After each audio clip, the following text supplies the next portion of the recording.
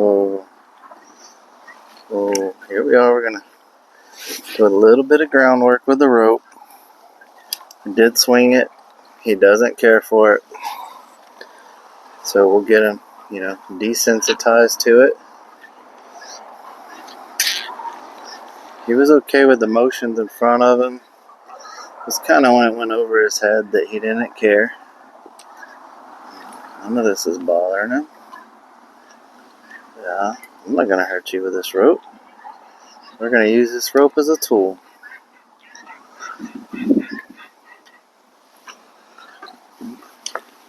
I am doing this with a breakaway rope. If anything was to happen and it was to somehow get caught on him, just because of a freak accident or something, it would pop off.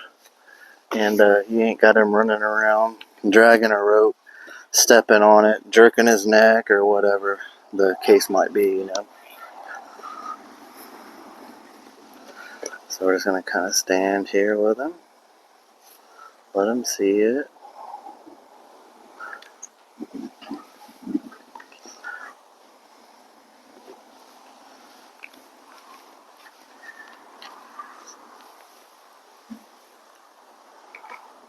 So we're not going to do a professional roper. We're just,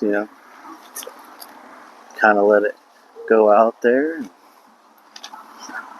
We're not going to have perfect roping form right now for this. This is training the horse. This ain't training yourself or teaching yourself how to rope. Now I get critiqued a lot of times on, well, your roping form or your roping form. Well, on my roping form, this is me teaching horses for the first time too. It's my form on my horse in a competition's totally different. So, thanks for all the advice. Appreciate it.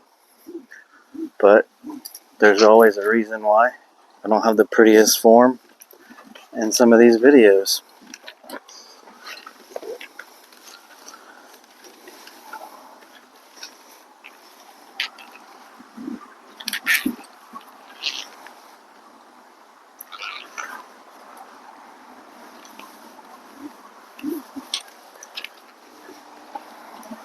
Just trying to get him to be okay with standing still while it's going over his head and then throws out. He's not awful. He ain't great, but he ain't awful. Most horses would.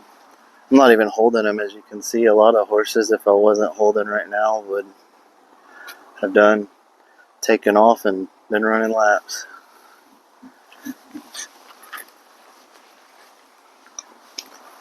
It's not hurting you. Oh, sweet boy.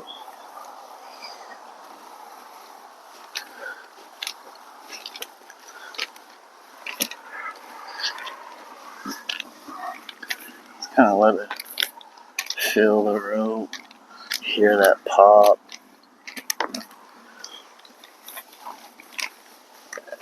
Get him tracking on a dummy here in no time. Get his handle fixed up. Get him to where he don't mind you throwing this thing off of him. And get him handling right. Chasing the dummy, throwing the rope, catching it. And get him a good stop put on. We're doing some breakawaying on the dummy. That's how I usually get a good stop on a horse, is just breakawaying a bunch.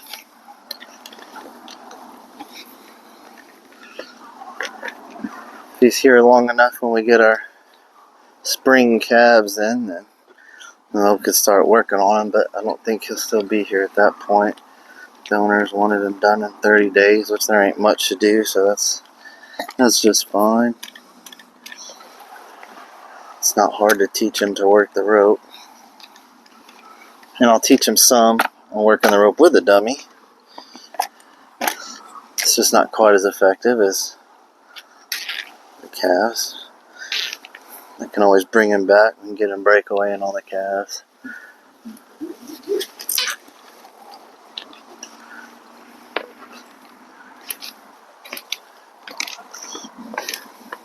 I'm going to stay close to him as I'm doing this. He don't really know that I don't have a hold of him. So as long as I'm staying right there and moving with him, he doesn't really, he's not moving away from me too bad. thinks he's still kind of attached to me.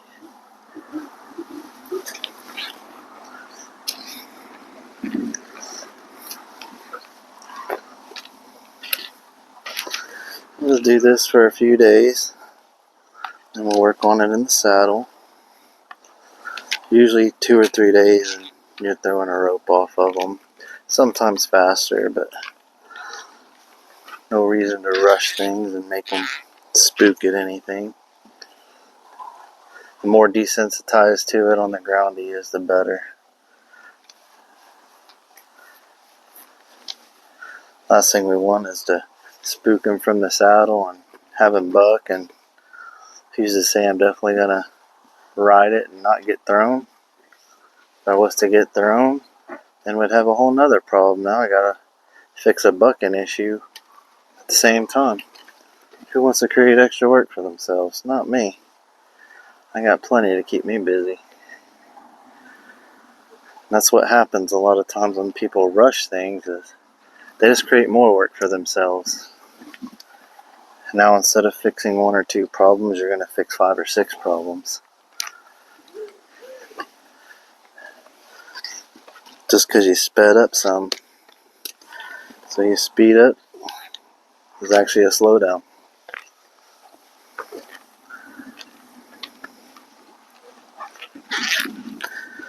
And I'm working mostly on just this one side because, as we all know, that unless the guy owns the horse is left-handed, which I doubt, I'll ask and make sure before we say that for sure.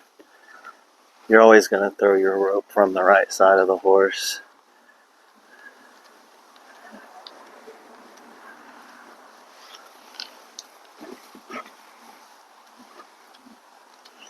Let's kind of do this until he's good and standing. Like, no big deal. There you go. Look at it. Okay, it's not hurting me. It's not coming close to me. It's not touching me.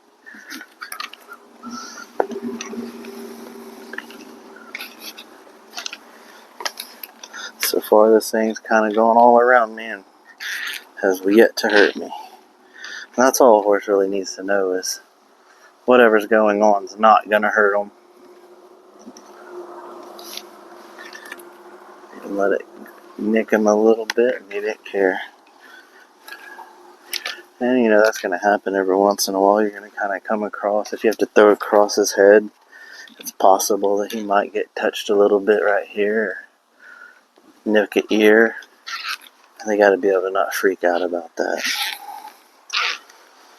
That's why the desensitizing to it is, well, it's very important, but it's also, you're never going to get that rope thrown off of that horse if you don't. No. We kept going there, and he didn't like it, so he'll run a few laps, catch him, and do it again.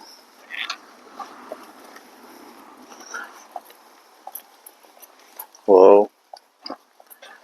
Just kind of stand, let him.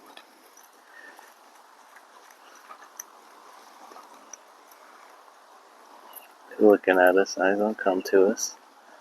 Good boy. Whoa. It's not going to hurt you. That wasn't too bad. Just kind of hold the reins this time, just if he does, we can keep him here.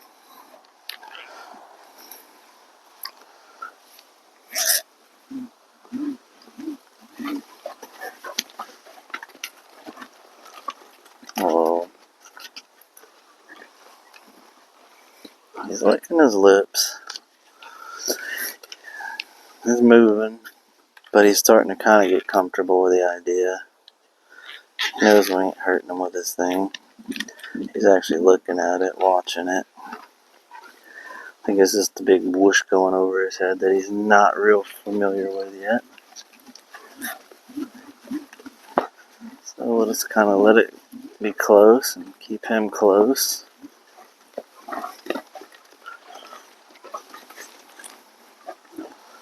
Throw it out in front of him. Just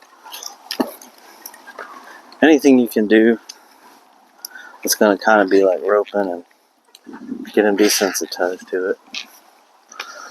Alright, well, we'll work on this a little more, and then we'll show y'all progress over the next few days with it. And we'll have them hopefully tracking soon. Thank y'all for watching.